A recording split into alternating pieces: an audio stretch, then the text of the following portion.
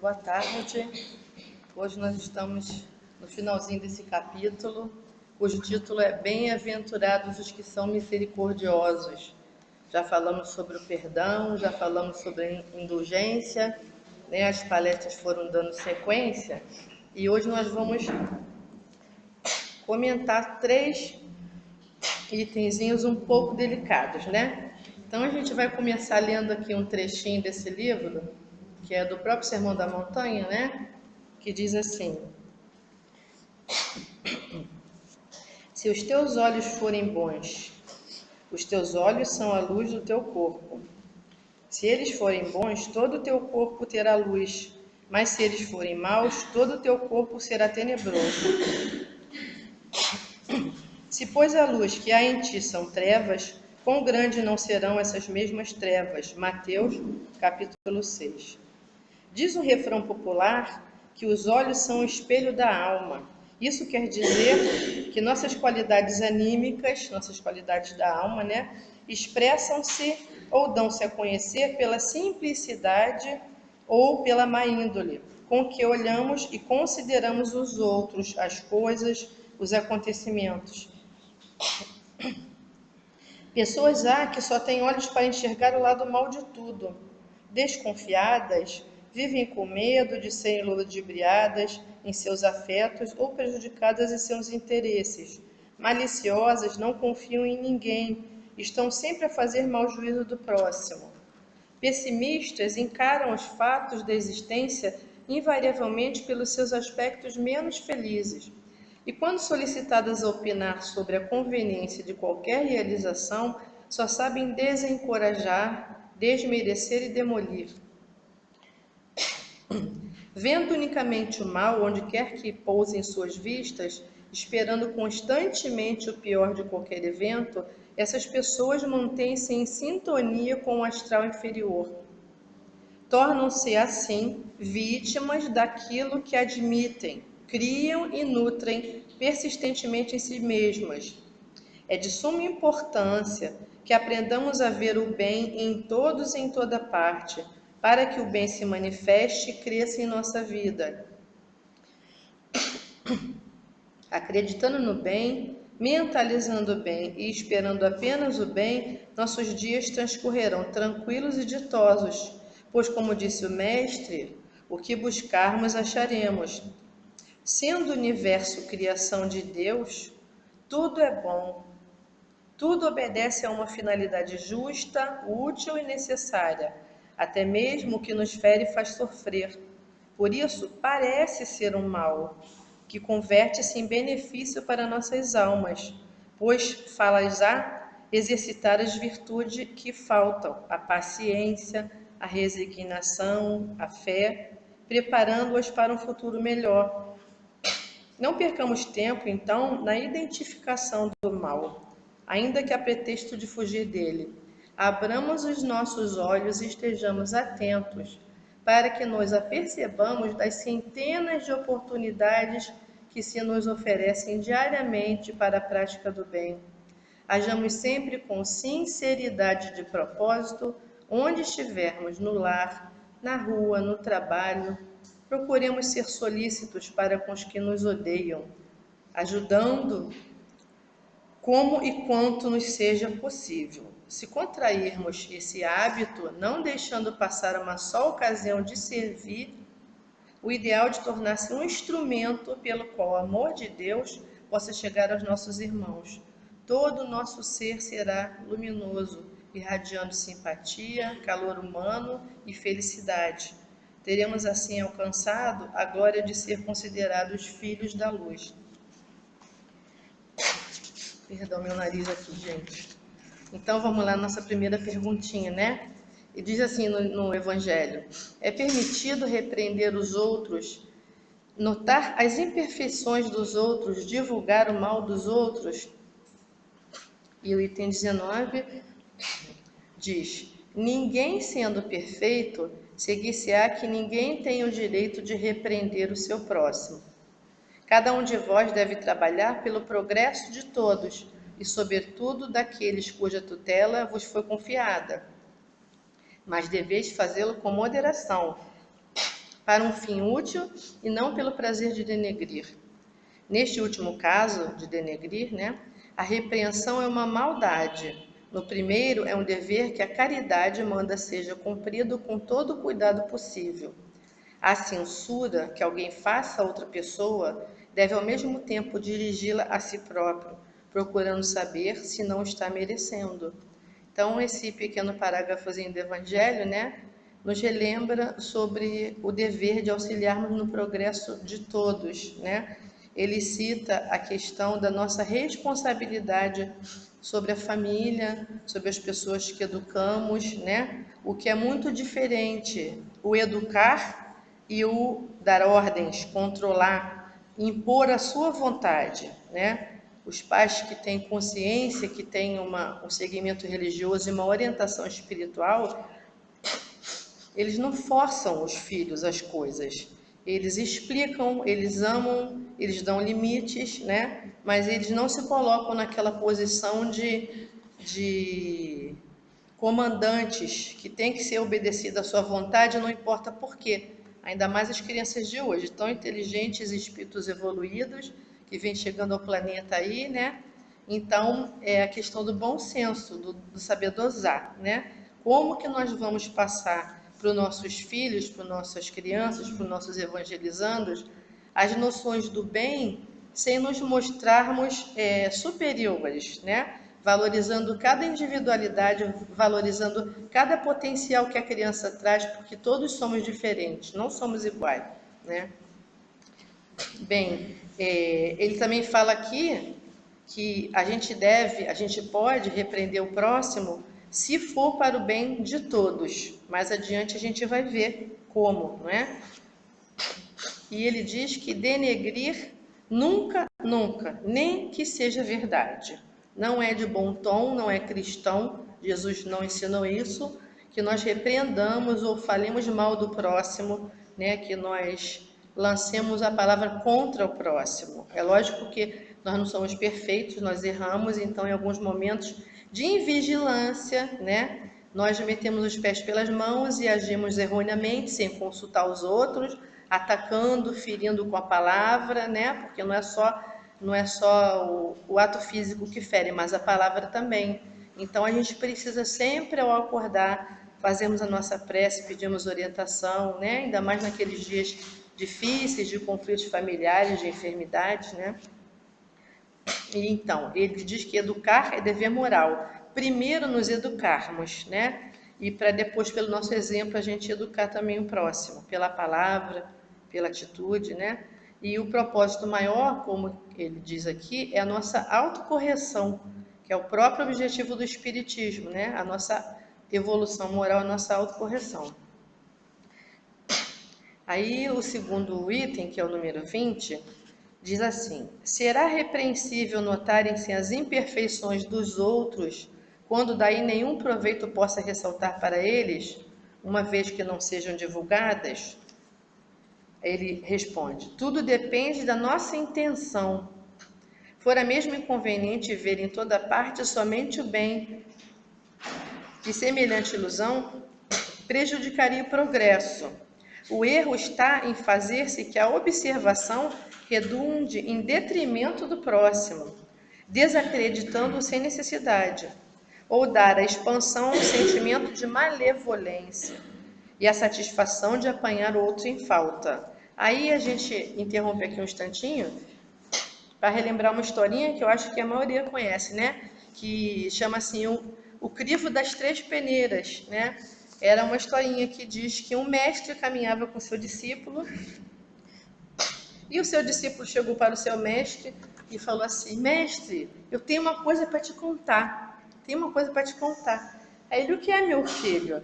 É uma coisa muito interessante, é muito interessante. Aí o mestre fala para ele assim: o que você vai falar? O que você quer falar é verdade? Aí ele fala assim: bem, não parece que seja não. Então não conte. Mas mestre, eu preciso lhe falar, né? Eu preciso lhe falar. Então pensa bem no que você vai falar. O que você vai falar é bom? Traz bondade? Aí ele falou: pelo contrário, é uma coisa muito desagradável. Aí o mestre, mas eu preciso falar, eu preciso desabafar, abrir meu coração. Aí o mestre fala assim, e o que você quer me contar? É útil? Aí ele falou assim, de jeito nenhum. Então, meu filho, guarde isso para você e não fale para ninguém. Porque se não é verdade, se não é bom e não é útil, não merece ser comentado. É uma parábolazinha, né, popular. Aí, continuando aqui, ele diz que dá-se ao contrário, estendendo sobre o mal um véu, quando a gente não fala sobre o mal, né?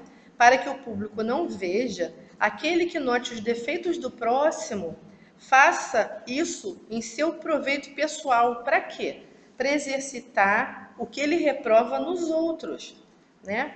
Então, ele fala nesse item aqui sobre a nossa intenção, que às vezes a gente erra, mas quando a nossa intenção é boa, né, Deus e a espiritualidade conhecem o nosso coração, conhecem a nossa intenção, né? Então, quando a intenção é boa, existe uma redução do peso daquele erro que a gente cometeu, né? Porque essas três questões aqui do Evangelho falam sobre o quê? Sobre a repreensão do próximo, sobre o comentar o defeito do próximo, sobre o criticar o próximo, e quando o próprio Jesus nos ensina para não julgar. Então ele aborda como a gente pode fazer isso, né? Falar sobre o que o outro agiu de erro e quando foi erro, né? A necessidade de ter conhecimento do que é errado para a gente valorizar o correto. Então, quando ele cita ali que a ilusão de ver somente o bem prejudicaria o nosso progresso, por que que ele quer dizer, né? A gente, infelizmente, como espíritos imperfeitos ainda nesse nosso planeta aqui, precisamos conhecer, né, praticar, conhecer o mal para dar valor ao bem. Então, existe no mal, entre aspas, né, que o mal nada mais é do que uma ausência de conhecimento, de esclarecimento. Existe no mal também uma função educativa, né, que é para nós valorizarmos o bem e as coisas boas. Ele repete, como falou no item anterior, né? Que denegrir o outro é sempre errado, sempre errado. Somente cabe a Deus julgar, né? E aí eu lembro de um médico homeopata, já desencarnado, que dava palestras sobre psicologia, e ele sempre falava o seguinte: nós não devemos jamais criticar o outro, censurar o outro, nem ver o mal no outro. A gente só deve falar do bem e enfatizar as qualidades das pessoas, principalmente para as crianças. E na palestra desse irmãozinho, você não viu em momento algum ele fazer reclamação, queixa ou censurar quem quer que fosse, né? E aí a gente faz uma pergunta nessa questão aqui, né? Qual seria a melhor forma de chamar a atenção de alguém que a gente acha que tenha tido um erro de atitude, né? Os educadores, os professores aí, catedráticos, e principalmente aqueles espíritos um pouquinho mais evoluídos que nós, né? O próprio Kardec, Leon Denis, eles nos aconselham a chamar a pessoa privativamente e com calma, com equilíbrio, conversar com ela sobre aquilo, né? Se no momento os sentimentos estão efusivos, então é melhor esperar acalmar, né? Chamar a pessoa à parte e conversar sobre aquele erro e não chamar atenção na frente dos outros, né? E a gente lembra também que acontece muito dentro de casa com nossos filhos, né?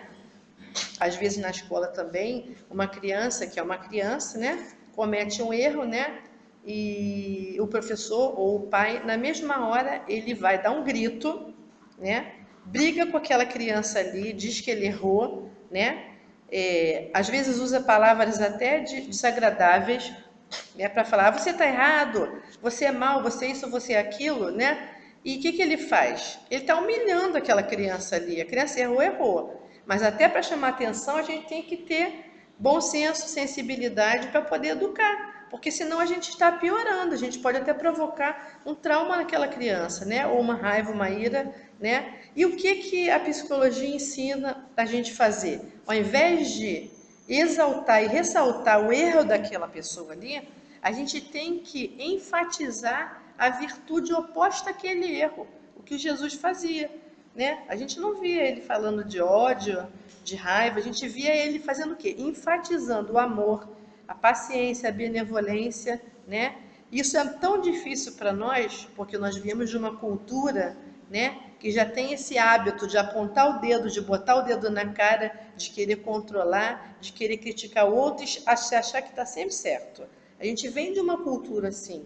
Então a gente precisa desestruturar esse padrão e passar a ser mais compreensivo com o outro, porque nós também erramos, né? E Deus conhece nossos erros.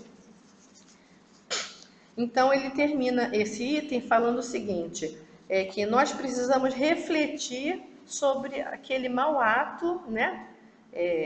Falamos sobre, citamos exemplo de forma de governo, forma de educar, postura das pessoas na rua, né? Que a gente não aprova, né? A gente deve observar aquele erro ali para que a gente não faça aquilo ali, que a gente não incorra naquele mesmo erro. Você vê uma pessoa quebrando o pau no meio da rua, né? A gente fala, nossa, que coisa triste, né? Que coisa desagradável.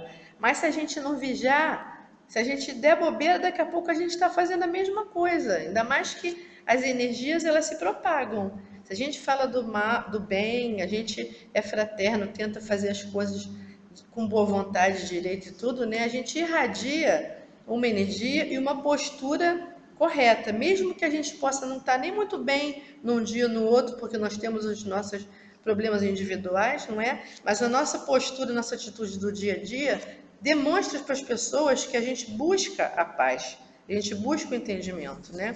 Então a gente primeiro tem que olhar na gente mesmo, se a gente está cometendo as coisas de uma forma correta ou de uma forma equivocada, né?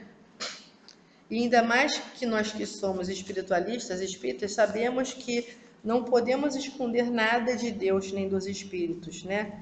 A gente pode agir de uma forma querendo parecer uma coisa e no fundo a gente tem outra intenção, mas a espiritualidade sabe disso, nossos guias e protetores nos conhecem melhor do que nós mesmos, vão puxar nossa orelha, né? E quando a gente desencarnar e voltar lá para o Ministério da Reencarnação, lá com Paulo Goulart, né? Ele vai falar assim, o que você fez, criatura? Você repetiu os mesmos erros da sua última vida, né? Você estava numa casa trabalhando, errava, não aceitava a opinião dos outros, você pulava para outra casa, errava da mesma forma, e assim você foi, pulando, vamos retornar para a Terra, passar tudo de novo com mais dificuldade, que é para você dar valor, né? Isso não sou eu, Semir, que estou falando não, tá? E a espiritualidade são os livros aí de Divaldo, de Chico, né? E a gente tem que estar ouvindo isso sempre, por isso que a gente precisa do Evangelho todos os dias, né? Indo para o nosso último item aqui do Evangelho, né? Ele diz assim, haverá casos em que convenha desvendar o mal dos outros, né? Será que porventura existe alguma situação em que a gente deva, entre aspas, dedurar o outro, que não seria o caso, né? O espírito não dedura, né? Ele faz como a gente já comentou, chama no cantinho, conversa individualmente, conversa em grupo, acerta as arestas e tenta prosseguir, né? E ele fala o seguinte, se as imperfeições de uma pessoa só ela prejudicam, não há necessidade de divulgá-la. Se aquela pessoa está cometendo um mau ato e só prejudica ela própria, para que eu vou falar do erro daquele irmãozinho ali, né? Então, o que eu posso fazer? Tem coisas que eu posso fazer. Eu posso tentar aconselhar amistosamente aquela pessoa, né? Eu tenho que respeitar o livre-arbítrio dessa pessoa e utilizar também o meu livre-arbítrio, né? De continuar naquela situação, de sair daquela situação, de selecionar os tipos de pessoas, amizades e tudo que eu quero conviver para mim, né? E principalmente olhar com um olhar de misericórdia, como é o título do nosso capítulo. Sabedores de que nós também erramos, né? E nós estamos procurando melhorar e nós precisamos uns dos outros, né? E como eu já disse aqui, o terceiro item, né, que o Dr. Belo falava muito, né, é a gente enfatizar as virtudes daquele irmãozinho ali. Ah, ele errou, ele usa drogas, por exemplo, tá? Mas ele é um bom filho, ele é um bom amigo. Então, o que eu vou fazer? Chegar, fulano, você está viciado, você usa drogas? Não é por aí. Você vai estar atacando ele e você vai estar estimulando mais ainda, porque Os nossos irmãozinhos desencarnados que ainda estão escravos daquele sensação ali, eles vão botar mais pilha para aquele irmãozinho ficar com raiva e usar mais drogas ainda. Então, não, a gente não tem que vê-lo como inimigo e atacá-lo, a gente precisa acolhê-lo, né, como irmão que nós somos todos irmãos e todos nós temos vícios. Vícios que eu digo o oposto de virtude, tá? Então a gente tem que acolher aquela pessoa, tem que orar pelaquela pessoa, tem que estar disponibilizado para quando aquela pessoa estiver com vontade de conversar, de falar, ou de pedir opinião, ou de uma companhia, ou de um passeio, a gente ser fraterno. A gente precisa aprender a fazer isso, né? E aí tem outra questão. Se aquele erro prejudica a terceiros, deve-se atender à preferência ao interesse do maior número, né?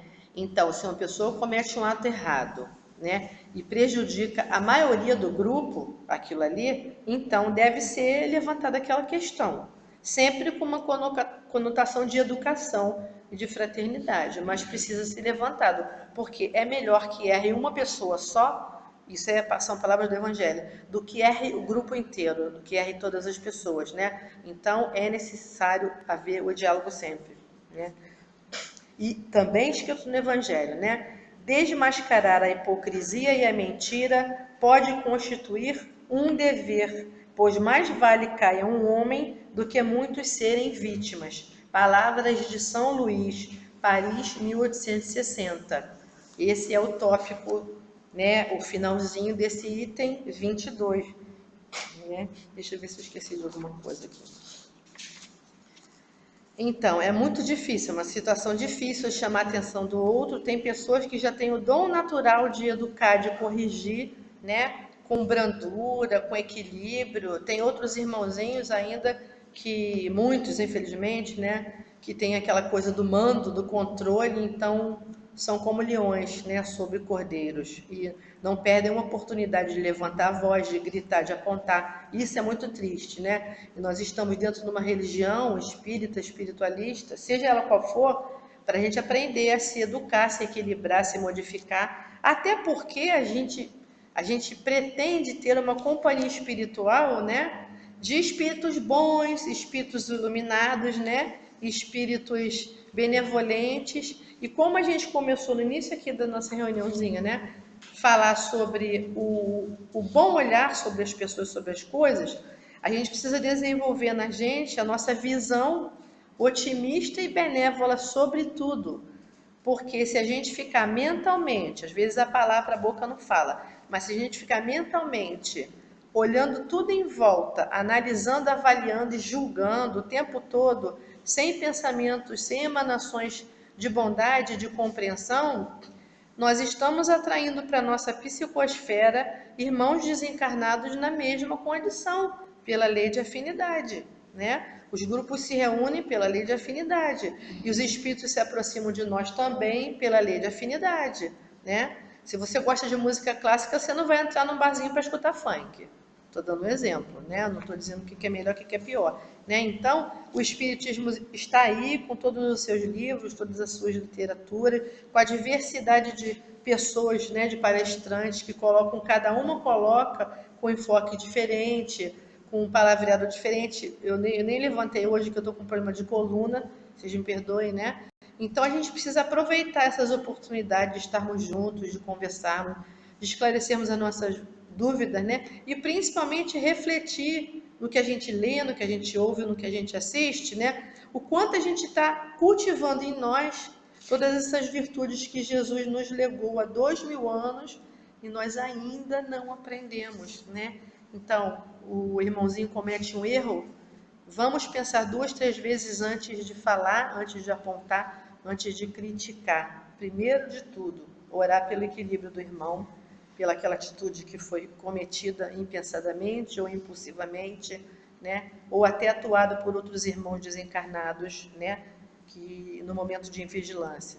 Então, para nós quase terminarmos aqui a nossa breve, né, conversa sobre o assunto, vamos ler aqui uma poesiazinha retirada de um livro da irmãzinha Sônia Santoro, né, que ela escreveu esse livro,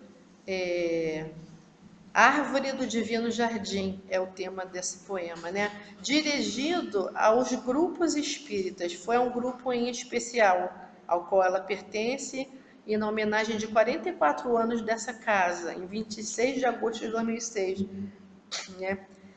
Então, é assim. E eis que o Criador, em sua bondade, resolveu a esta sofrida cidade hábeis jardineiros seus enviar, para do amor a semente plantar. Quem os ajudaria nesta tão laboriosa missão? Aqueles jardineiros amorosos precisavam de braços operosos. Entretanto, não bastava o labor no coração, tinha que haver calor. Tinha de haver equilíbrio na mente, para que não fenecesse a semente. E eis que fiéis servidores se aprontam, vendavais e tempestades afrontam, quando resolutos tomam do arado, preparando o solo a ser semeado. Aleia e acta est, semente lançada, como seiva do coração irrigada, germina e florescendo prolifera, e insera novo pólen, nova antera. Hoje, a árvore altaneira, grande amiga, reduto de paz que alimenta e abriga, sob sua sombra, ao mesmo tempo lume, esparge de suas flores o perfume, né? Então, ela fala sobre a questão da fraternidade, da cooperação entre as pessoas, né? Da semeadura das virtudes que Jesus nos deixou, que os bons espíritos iluminados nos relembram no nosso dia a dia, em todas as reuniões, em toda a literatura, né? Porque no nosso dia a dia, na nossa casa, no nosso corre-corre, né? A gente volta um pouquinho para a nossa materialidade, para a necessidade, né, do trabalho, necessidade das coisas práticas, que a gente tem que ter o equilíbrio para lidar com a vida material e com a espiritualidade, sempre colocando a espiritualidade na frente, mas não nos esquecendo de cumprir com nossos deveres de filho, de mãe, de irmão, de amigo, né, e procurando nos melhorar um pouquinho cada dia. Somos, como citamos aqui, imperfeitos ainda, espíritos imperfeitos, na busca de uma melhora individual e uma melhora coletiva, porque se cada um se melhora um pouquinho, a coletividade toda melhora e o nosso planeta todo melhora. Se nós todos formos desenvolvendo a nossa consciência planetária, né, de nos tornarmos seres mais pacíficos, seres que trabalham, que ajudam, que olham as coisas com um olhar mais positivo, né? E existem, assim, recursos para a gente poder ser um pouquinho mais feliz, um pouquinho mais alegre, porque nós não estamos aqui para sermos castigados.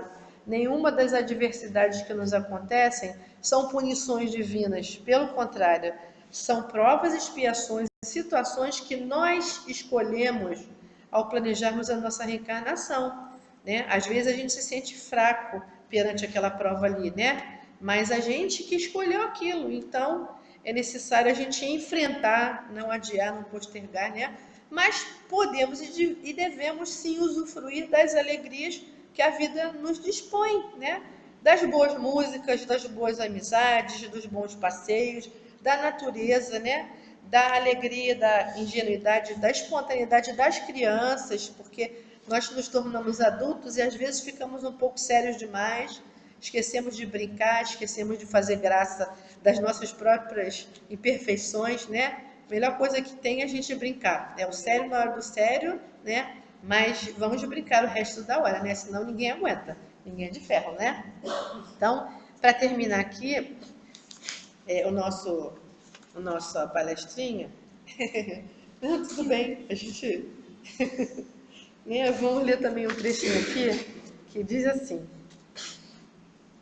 compacto hoje, né? Que ela disse. Enquanto tiver desejo de dominar os outros ou mostrar-se poderoso, seja espiritualmente, seja de alguma forma, você não encontrará a liberdade da alma. A percepção de Deus começa na humildade, no amor e na bem-aventurança da meditação. Mas com a realização divina vem a onipotência. Se a pequena onda soubesse que por detrás dela está o grande oceano, poderia dizer: eu sou o oceano. Você deve perceber que logo atrás da sua consciência está o oceano de Deus.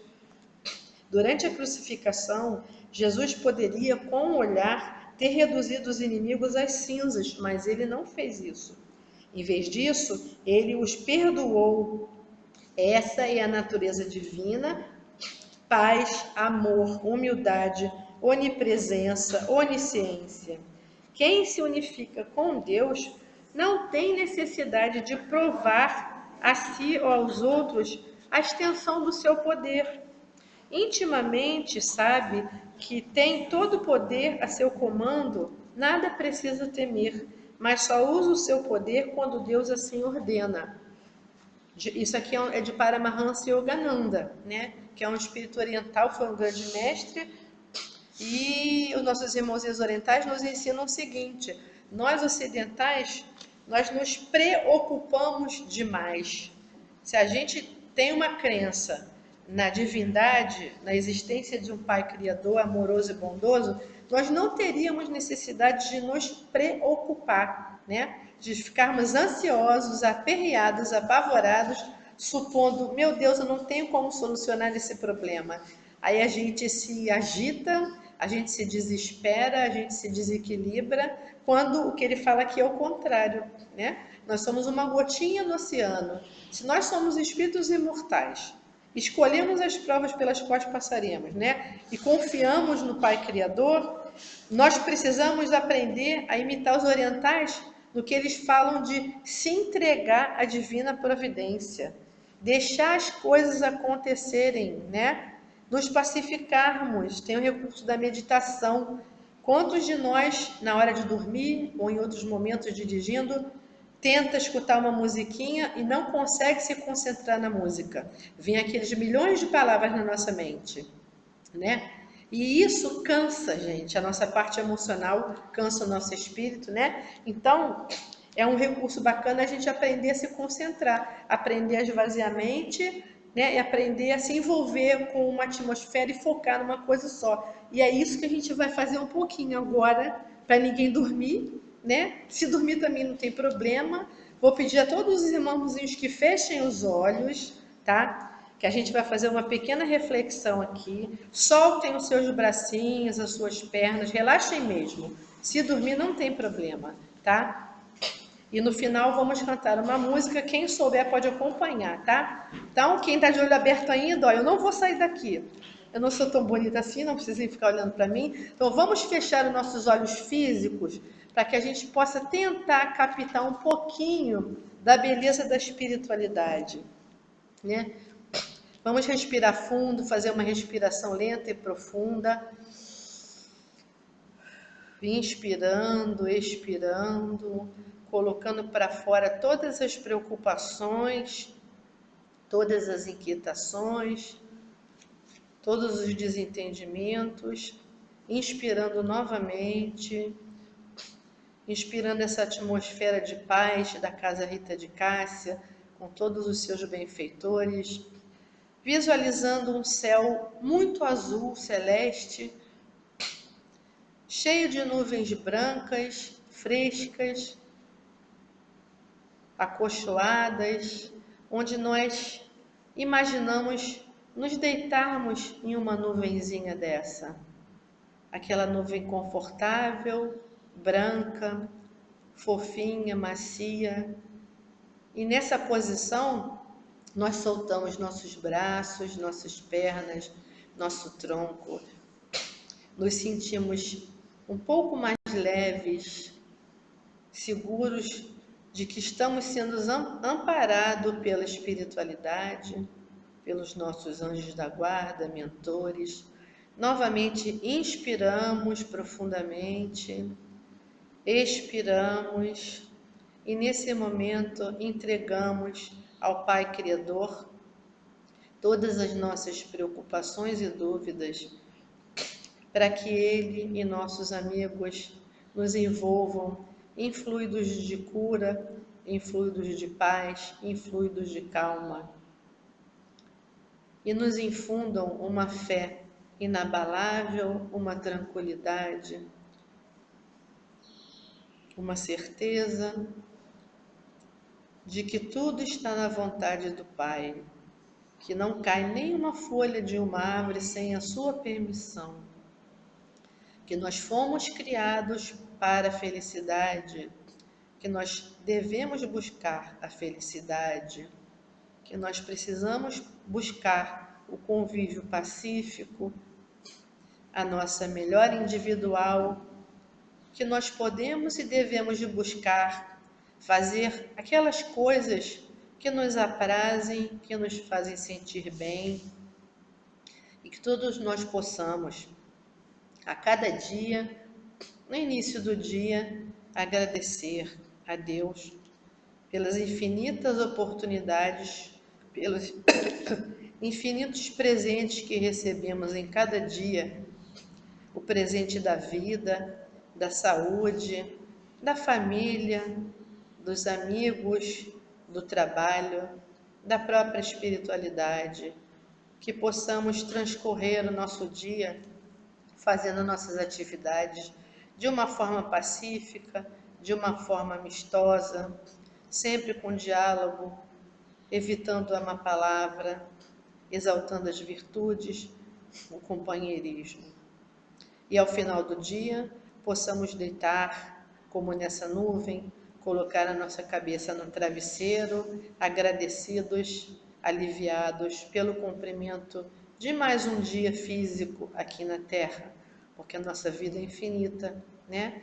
Pedindo ao Pai por nós, por todos aqueles que sofrem, por todos que estão nos hospitais, manicômios, presídios, orfanatos, e buscando levantar no outro dia, né, após uma noite tranquila, onde descansamos o corpo físico e o nosso espírito flutua e caminha pelos locais onde precisamos para estudar, para fazer a caridade, para nos tratarmos, nos equilibrarmos.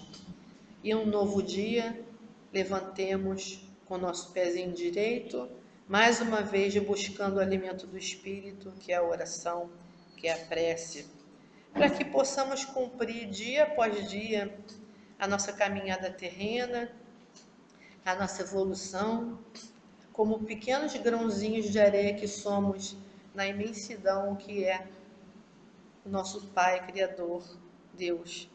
Que Jesus, Rita de Cássia e todos os nossos amigos possam nos envolver nesses eflúvios de paz, que nós possamos aos pouquinhos ir sentando na nossa nuvem e vamos tentar cantar aqueles que souberem, pedindo as bênçãos do alto, a oração de São Francisco.